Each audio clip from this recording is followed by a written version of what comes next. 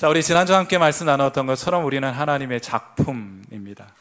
그래서 우리 한 사람 한 사람은 하나님께 참 소중한 존재이고 우리 서로를 향해서도 참 존귀한 사람인 것을 우리 지난주 하나님의 말씀을 통해 나누어 본 바 있습니다.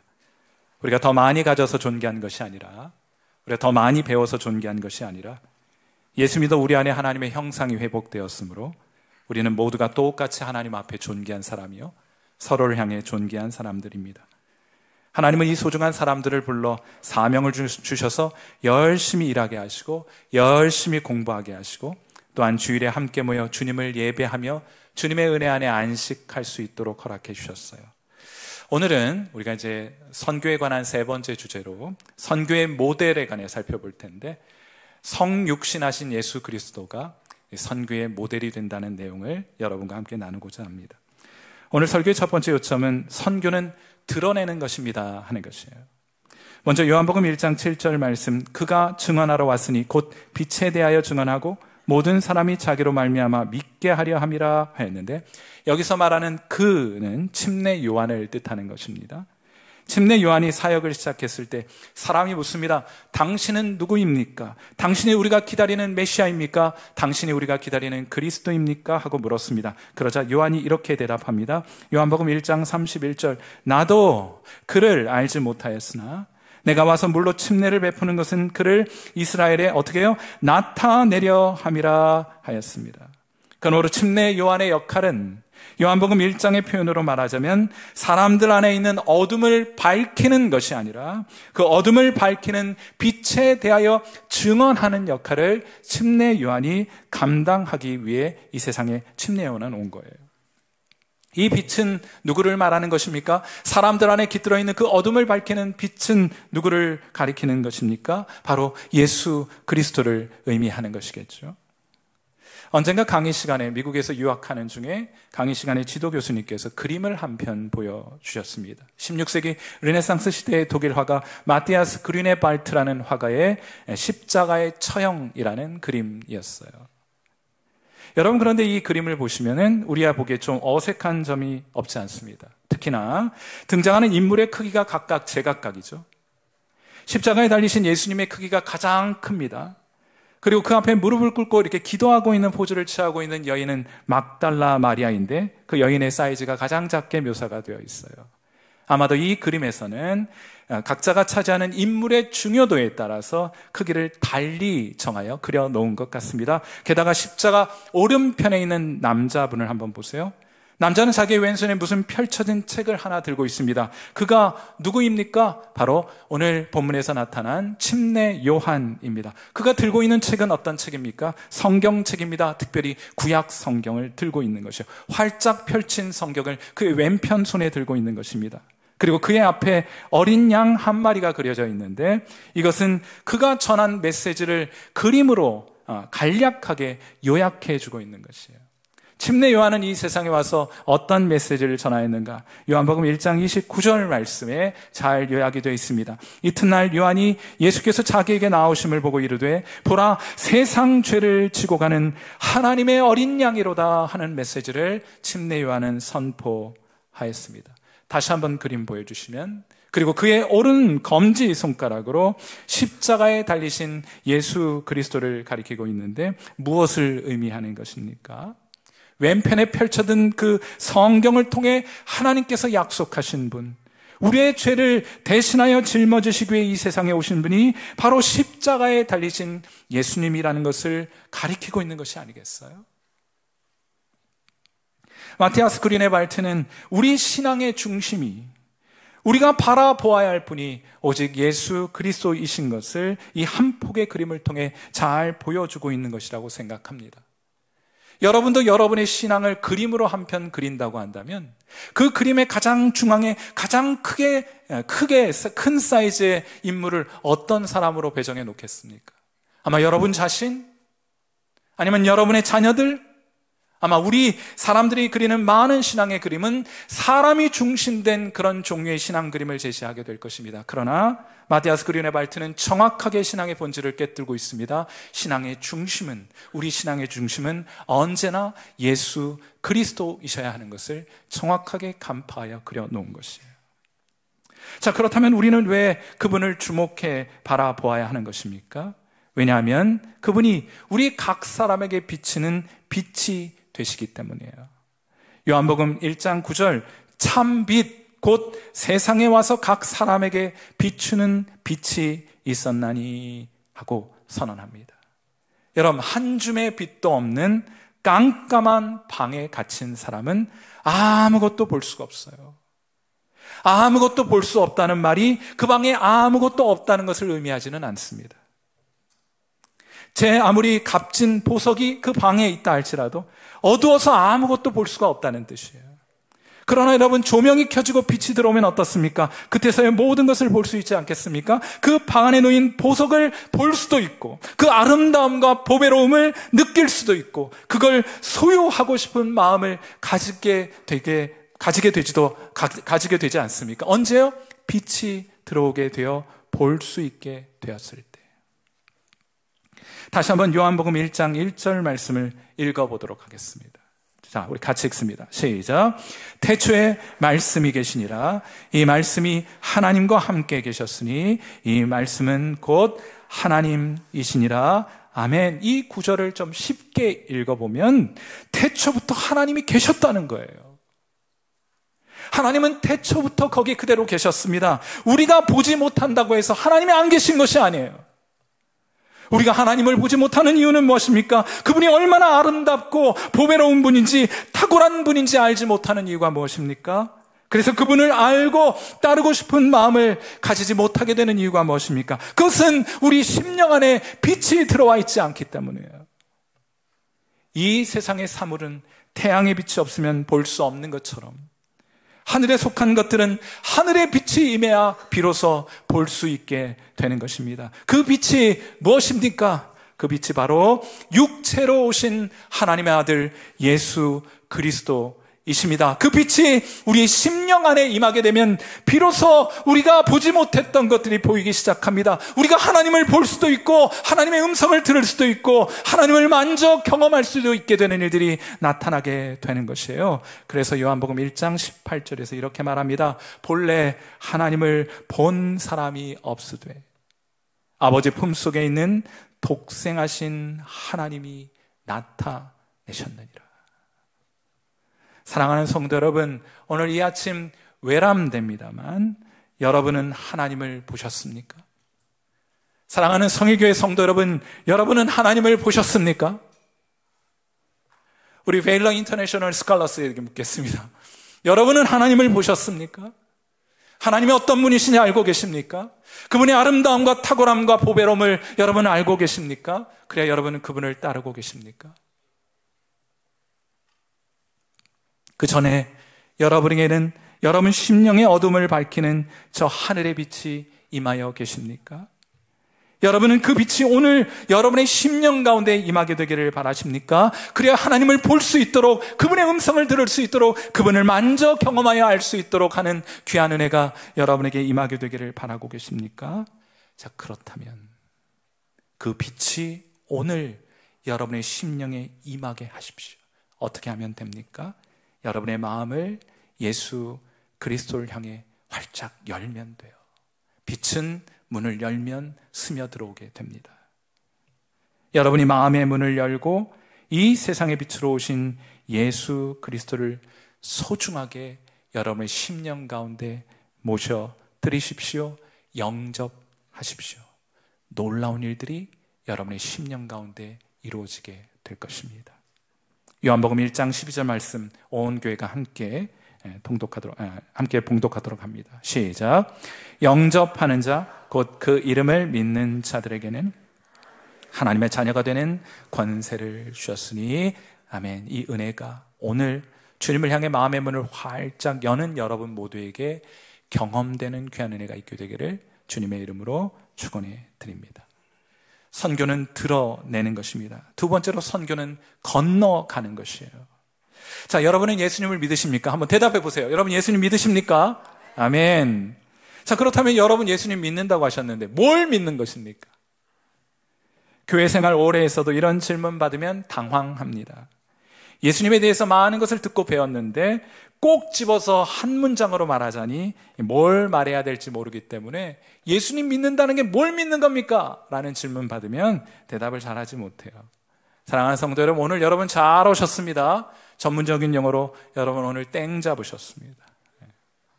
이 한 가지만 분명히 기억하면 돼요. 예수님을 믿는다는 것의 의미는 이것입니다. 저를 따라서 해보세요. 예수님은, 크게 해보세요. 예수님은 육체로 오신 하나님의 아들이십니다. 우리가 믿는 믿음은 예수님이 2000년 전 이 땅을 밟으셨던 예수님이 육체로 오신 하나님의 아들이심을 믿는 거예요.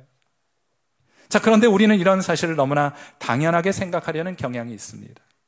여러분 한번 생각해 보세요. 하나님의 아들은 하늘에 계셔야지 그가 창조하신 이 땅에 오실 필요가 없지 않겠습니까? 그런데 왜 하나님의 아들이 이 땅에 오셨습니까? 그건 우리에게 전할 말씀이 있으셨기 때문이에요. 그래서 요한복음 1장 1절은 어떻게 시작합니까? 태초에 말씀이 계시니라. 얼마나 하나님 우리에게 태초부터 전하고 싶은 말씀이 있으셨으면 성경 구절이 말하기를 태초에 말씀이 계시니라고 선언하시겠어요. 그리스도께서 여러분에게 하고 싶은 말씀이 계시단 말이에요. 어떤 말씀을 주님 하시고 싶으시기에 이렇게까지 말씀에 선언해 놓으신 것인가? 도대체 태초부터 우리에게 들려주기를 원하시는 그 하나님의 음성은 무엇인가?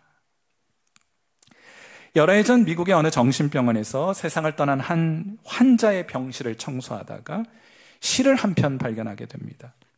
비록 정신병과 싸우는 고통스러운 시간을 보낸 사람이었지만은 그 시가 그에게 위로와 또한 능력이 되었던 모양이에요. 이 시는 그 이후로 청소하는 사람들을 통해서 세상에 알려지기 시작했고 세월이 한참이나 지난 어느 날 시골의 한 작은 교회를 돈도 없이 무보수로 섬기던 프레드릭 레만이라는 목사님에게까지 이 시가 전달되게 됩니다. 그는 생계를 유지하며 목회를 하기 위해 낮에는 치즈 공장에서 열심히 일을 했는데 아내가 정성스럽게 싸준 점심 도시락 가방 안에 아내가 적은 이 시를 발견하게 되었고 이 시를 읽고 감동하게 되었어요. 그는 집으로 돌아와서 이 시에 곡을 입히게 됩니다. 그래서 탄생한 곡이 여러분들 잘 알고 계신 찬송가 304장 그 크신 하나님의 사랑이에요. 어떻게 합니까? 우리 반주 되시겠어요? 우리 1절만 한번 우리 온 교회가 한번 하나님께서 태초에 말씀으로 계신 하나님께서 우리에게 이 시간에도 꼭 전하고자 하는 메시지를 잘 담고 있는 찬양이니 우리가 함께 이 찬양 1절만 찬양해 보도록 할게요.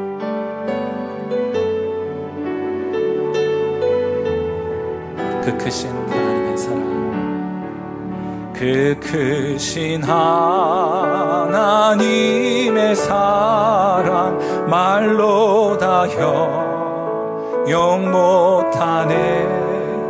저 높고 높은 별을 넘어 이 낮고 낮은 땅 위에 죄범한 영혼 구하려 그 아들 보내사 화목 제물 삼으시고 죄 용서하셨네. 하나님 크신 사랑을 증량 다 못하네. 영원히 변치 않는 사랑 성도여 찬양하세.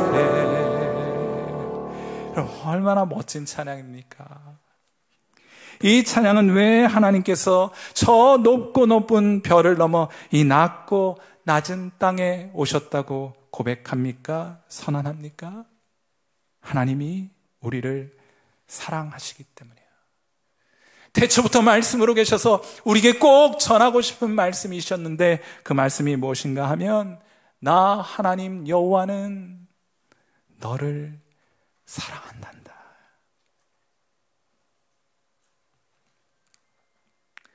사랑하는 성도 여러분, 선교는 하나님의 사랑의 메시지를 가지고 건너가는 거예요. 건너가는 거.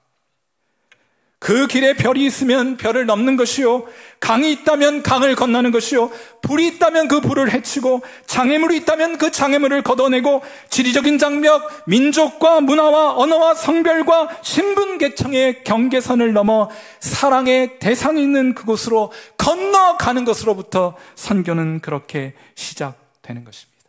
그리고 이 일에 있어서 하나님은 우리의 모델이 되어 주셨어요.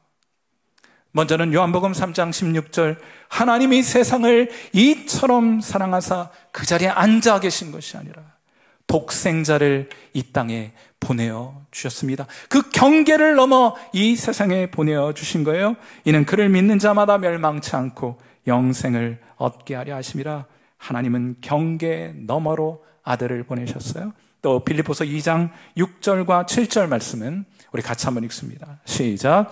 그는 근본 하나님의 본체시나 하나님과 동등됨을 취할 것으로 여기지 아니하시고 오히려 자기를 비워 종의 형체를 가지사 사람과 같이 되셨고 하나님의 아들이 육체를 입고 저 높고 높은 별을 넘어 이 낮고 낮은 땅의 경계 안으로 들어오셨습니다. 왜 그렇게 하셨어요? 여러분 사랑하시기 때문에. 다시 한번 말하지만 선교란 자기 경계 안에 머물기를 고집하는 것을 포기하고 사랑하는 대상을 위하여 그 기꺼이 그 경계를 넘어서는 것이 선교인 것입니다. 사랑하는 성도 여러분, 고인물은 썩기 마련입니다. 요즘 최근에 한 일주일 동안 여러분이 함께 했던 사람들을 한번 떠올려 보세요.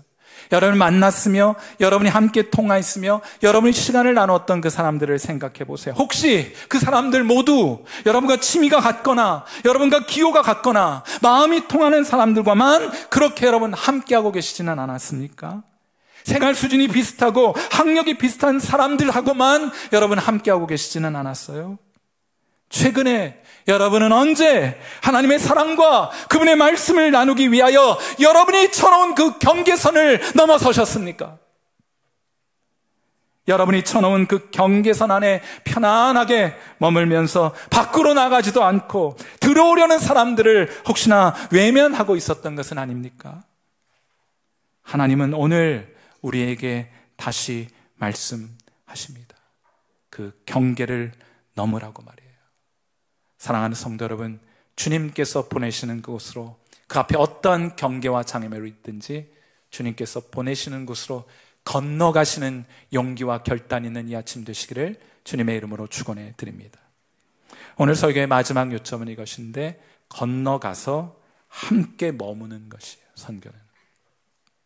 요한복음 1장 14절 말씀이 육신이 되어 우리 가운데 거하심에 우리가 그의 영광을 보니 아버지의 독생자의 영광이요 은혜와 진리가 충만하더라.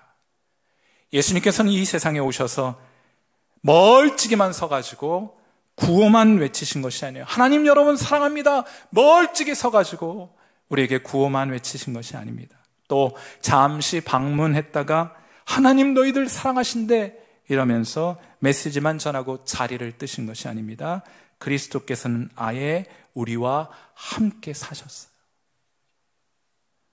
어느 보수적인 교회, 아마도 고신측 교회가 아닌가 싶어요.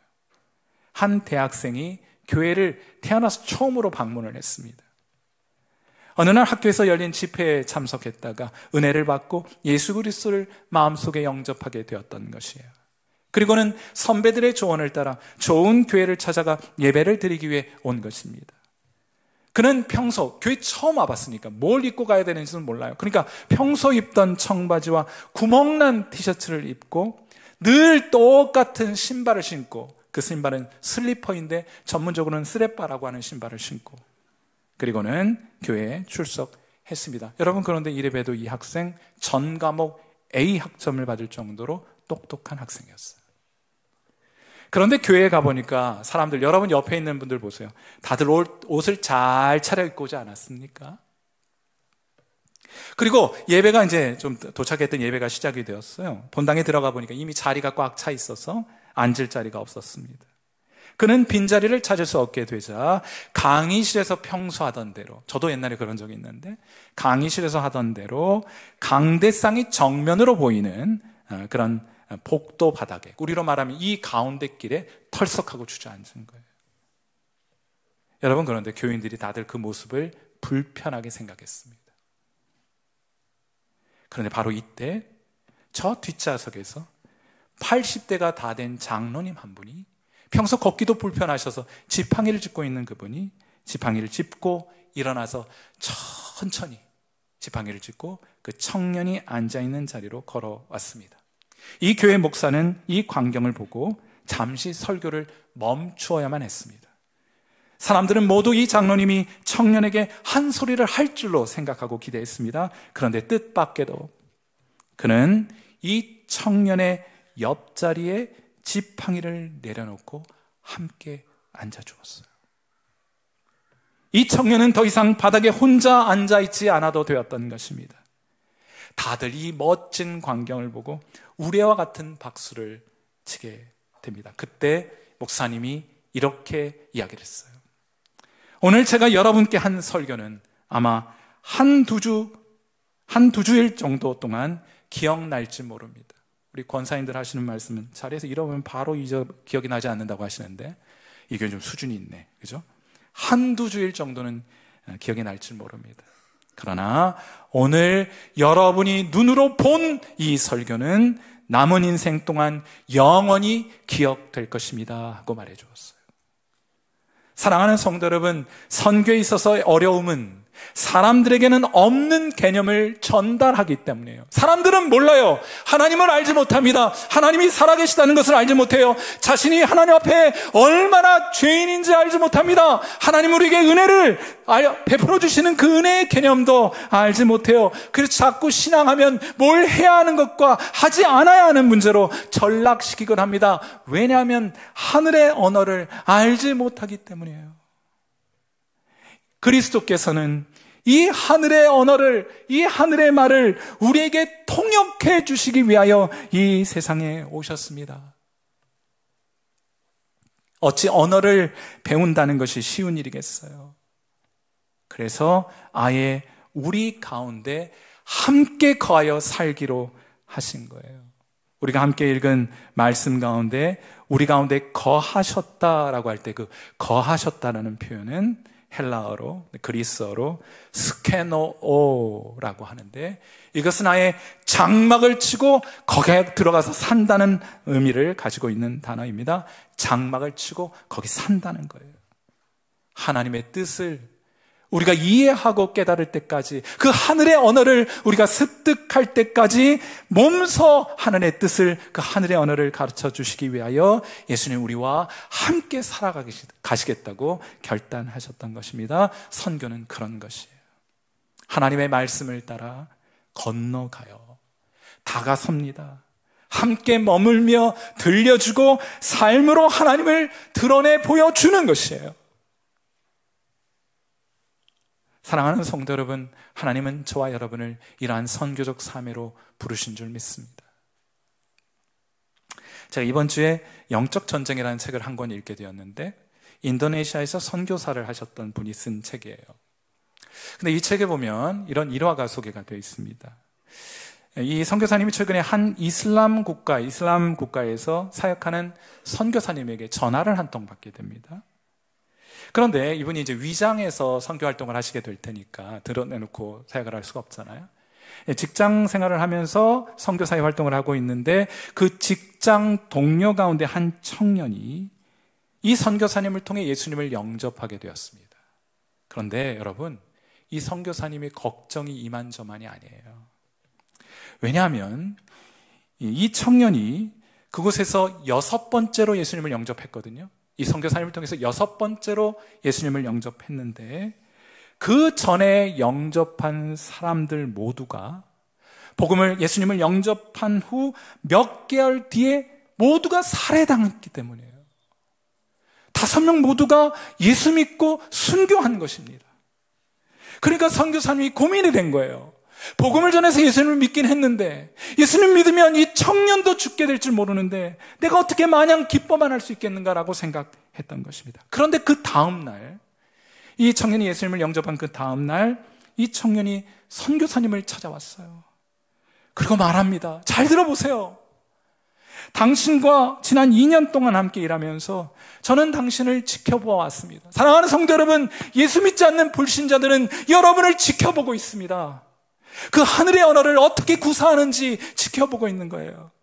그는 계속해서 말합니다. 당신은 내가 지금까지 아는 사람들하고는 달랐습니다. 지금까지 당신처럼 남들을 위해 정직하고 진실된 사랑을 가진 사람은 제가 본 적이 없습니다.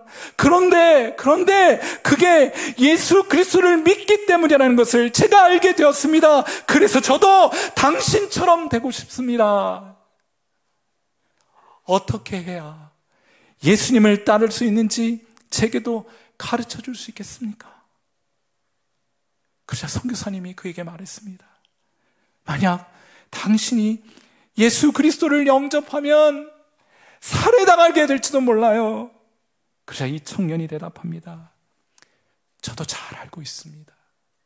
하지만 제게는 다른 길이 없어요. 저는 예수님을 따라야 합니다 하고 이야기를 했더랍니다. 사랑하는 성도 여러분, 불신자들은 우리 예수 믿는 사람들을 주목해 봅니다. 그들이 하나님을 단지 말로만이 아니라 그들과 함께 거하며 자신의 삶을 통해 보여주게 되기를 기대하고 있는 것이에요. 여러분은 그들 속에 거하면서 하나님의 사랑을, 예수 믿는 자로서의 신실함을 여러분의 입으로뿐만 아니라 여러분의 삶을 통해서도 드러낼 수 있겠습니까? 보내심을 받은 그곳에서, 그것이 여러분의 가정이면 가정, 여러분의 학교면 학교, 일터면 일터, 교회면 교회, 여러분의 이웃사회면 이웃사회, 바로 그곳에서 선교사적 사명을 감당하며 살아갈 수 있겠습니까? 하나님은 여러분을 통해 하나님이 없다는 이 세상에서 드러나실 수 있겠습니까? 부디 이 일이 여러분을 통해 이루어지는 귀한 은혜의 있게 되기를 주님의 이름으로 축원해 드립니다. 함께 기도하겠습니다.